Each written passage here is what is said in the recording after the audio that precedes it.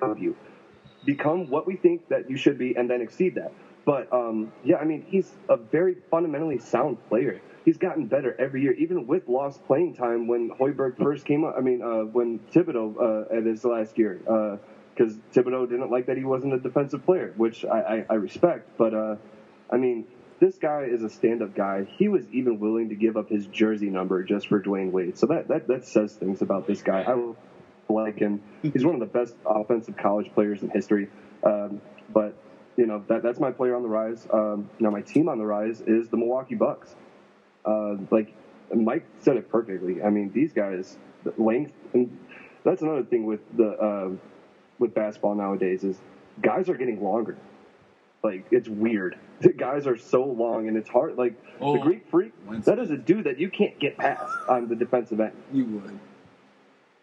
So, I like to see the Bucks do something this year. Again, I don't want to because, they're in the Central Division with the Bulls. But, the team on the rise for me is definitely the Bucks. And adding Tony Snell to that shooting, we lost that, but yeah, that does help them out a lot. And my top coach, Jason Kidd, with the Bucks. He's working with these young guys, and Jason Kidd is that guy because he's so he so recently retired that he's basically still like that player coach. It's just he doesn't suit up every night. And I think that they've got a good flow going over there in Milwaukee with him. I feel like Jason Kidd is the perfect fit for that team at a coach. So. They missed the playoffs last year barely, but I can see them getting back into the playoffs maybe. So yeah, we'll see what they do. Okay. All right. Central Division team I have on the rise is the Detroit Pistons. I think they can get even better than what they were. I know they was AC. The growth of Andre Drummond, of course, Kentavious Caldwell-Pope, and Tobias Harris. I got family in Detroit, so they always egging me on about the Pistons and everything like that, especially. Pistons always owned the Magic back in the day, so that was always a pain to watch.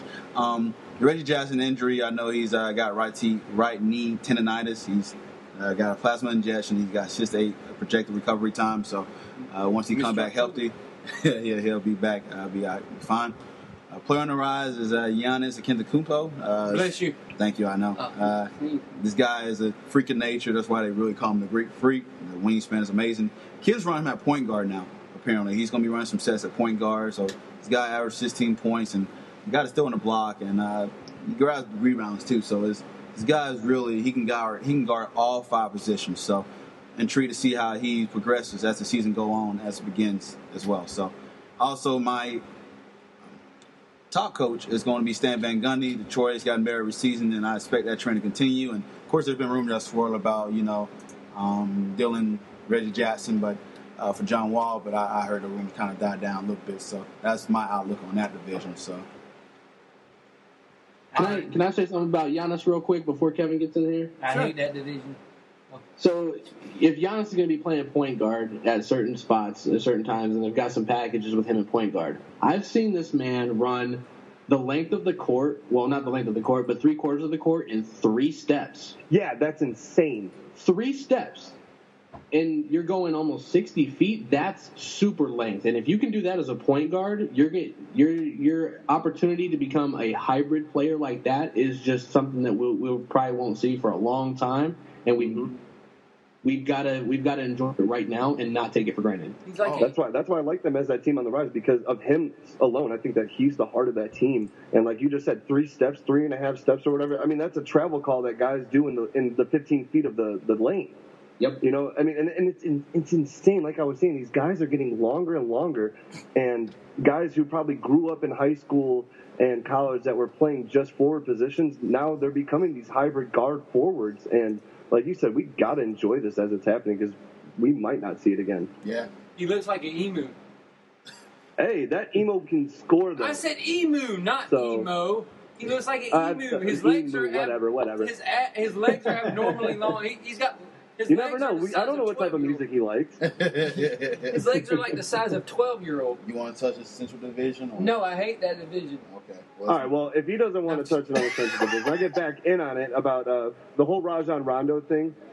I wasn't a huge fan of that pickup right away. Like you said, he can be a headache and a cancer in the locker room, but the Bulls need to get back to basics. They need to get back to having a true point guard. I mean, it sucked getting rid of Derrick Rose, and we all know how healthy Derrick Rose was. But, I mean, I feel like this is the good move at just a basketball standpoint to bring in a pure point guard and get this team going. Because, I mean, how many years do you think that Dwayne Wade and Rajon Rondo have left in them? Not that much. Fair enough. So, I mean, and if there's anybody that can get somebody's head straight in the locker room, it's going to be Dwayne Wade. Exactly. So that's why I'm kind of interested to see what it is, because the historical aspect of Rajon Rondo is that he's got a great talent. He's a great point guard, but he's just too much of a headache. So if Dwayne Wade can get inside his head, get him to calm down a little bit, and start being a team player, we might be seeing Rajon Rondo of the 2009 finals. Yeah, and I mean, me and Cortez were talking about this that year that the Celtics and the Bulls were in that playoff matchup that went to Game 7. I mean, that, in my eyes, that's one of the best playoff matchups to ever happen. And we like to watch Rondo do that in his prime, and even as such a young guy to do that. That's what makes that's the Rondo that I like to wish that the Bulls are going to get out of this whole this whole thing. And like I said, this guy, he might be a headache, but I think that we need him. I mean, this dude is still doing the fake behind the back pass, and everybody falls for it still. Nobody has figured it out, and it amazes me. But I mean, no, let's see what the Bulls do. I think this is probably the most controversial team in the NBA, just for the fact of the acquirements and where this team's going. Like you said, Dwayne Wade, he knows that a championship is unrealistic, and it's crazy to hear that. A guy that has won championships and that strives for championships. But, I mean, you got to be realistic at some point. I mean, we're back to rebuilding. Well, and he's not went from Jordan era. No, and he's not sugarcoating, and I like that. I like that. No BS. Let's put it up front. If you don't like it, if you don't like the taste in your mouth, then spit it out. I don't know. I don't care. Walk away. Don't watch the Bulls. But at the same time, he brings that realistic manner to what is expected. And if we can exceed the expectations as Chicago Bulls fans, then, yeah, let's do it. But, again, we already talked about it. The Cavs are on top. They're going to go back to the final. So it's kind of a lost argument in the same way. All right.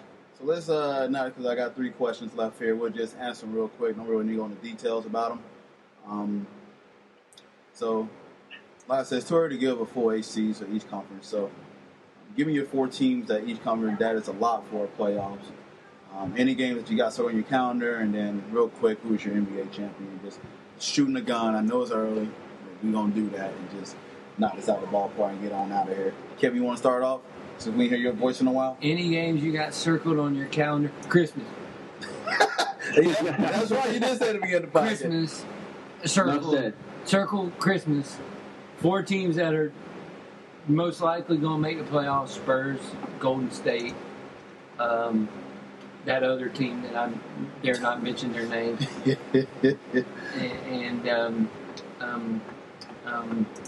and quick, somebody give me another team. Oh, there we go. The Raptors. Hell no, I don't even want to say that team either. Okay, Raptors. There you go. All right. And Christmas. And Circle Christmas. Your NBA champion. Christmas. The NBA champion is Christmas. Okay. Yeah, no, I'm just kidding. Fair enough. The Christmas. NBA champion. They've used this to have a hunch out of another argument. Probably the Cavaliers. Okay. All right. Nick, just shoot these 3. All right. My 4 teams out of the East that I'm picking that are locked for the playoffs: Cavs, Raptors, Knicks, Celtics. Now for the Western Conference, I'm going Warriors, Spurs, Thunder, Clippers. And games on the calendar I got circled in order just by calendar date: Knicks, Bulls, Bulls, Heat, Cavs, Warriors, Warriors, Thunder. And my pick for the championship is going to be the Golden State Warriors. Okay. All right. Mike? My playoff locks, Eastern Conference, I'm going Cleveland, Boston, Indiana, and Toronto. Ooh. My Western Conference, I'm going Golden State, San Antonio. Got the Clippers in there, but my 4th is going to be the Blazers. My important games that I'm looking at, of course, Christmas Day. I want to see that Golden State-Cleveland rematch. But February 11th is a big one. That's Durant's first game in OKC. They play against each other in Golden State in November, but I'm looking forward to February 11th. Also, I'm looking at November 10th, Wade's first game in Miami. I want to see that. I like when they get to return back to their original teams. See how the crowd actually accepts it. I don't. He'll be loved, hugged. If that place boos Dwayne Wade, everybody in that place needs to be shot. Sorry. Right. Not literally. I agree. That's why I'm interested to see how it works out. Yeah, if you boo that man if he comes home, y'all need sweet chin music.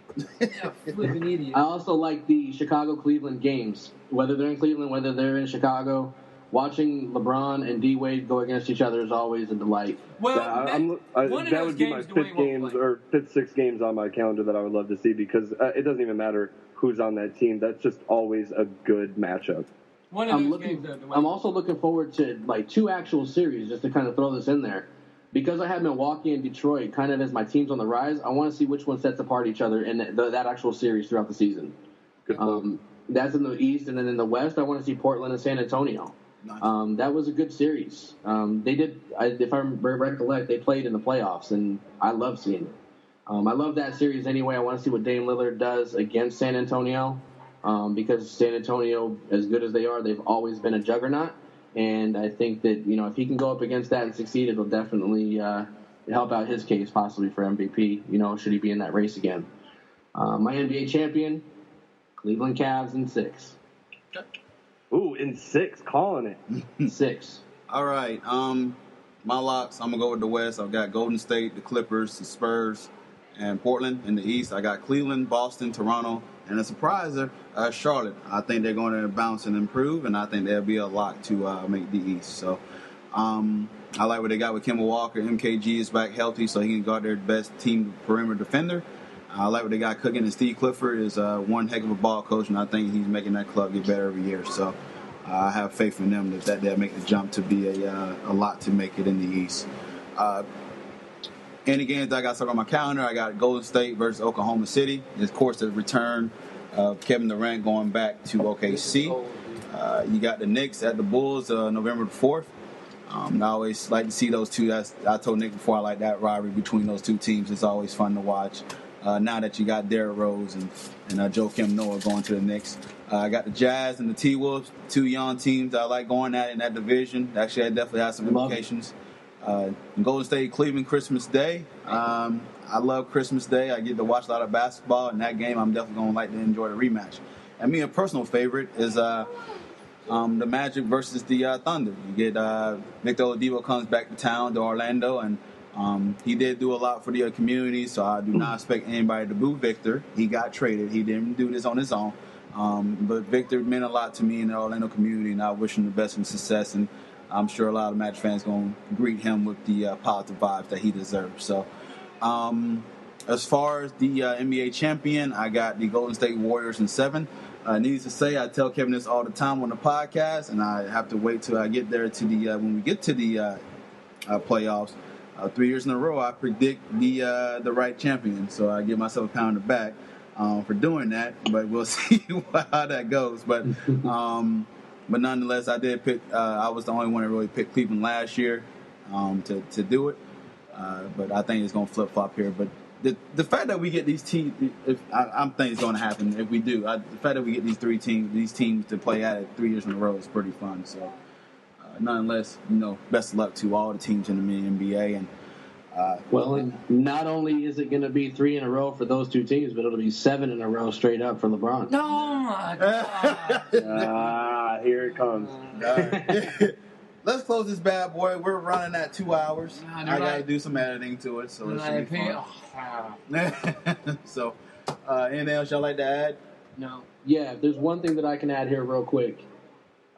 Just to kind of think of the NBA today, this is going to be a new era. This is going to be the first year that we're without Duncan, Bryant, Garnett, and even other players that we've come to watch quite a bit. Sean Marion, Andre Kirilenko, Elton Brand. It's closing out that era and coming into a new one. So it's going to be kind of sad to see this is going to be the first season without that.